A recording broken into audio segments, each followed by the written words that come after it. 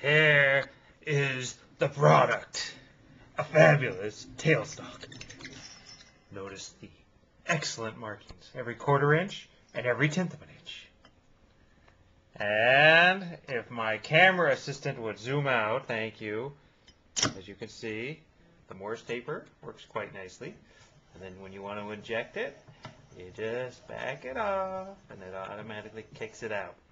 Like so, and then you can just put in something else, like for instance this drill chuck.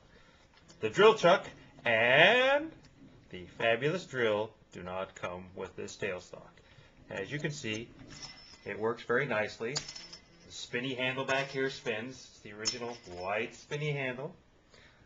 The lock works. It's very stiff now. And it unlocks. Works good there. And there you have it. It runs out about 4 inches, as I recall.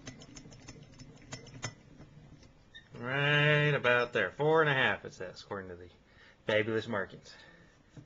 So there you have it.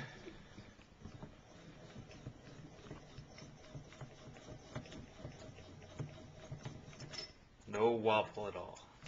Very tight fit.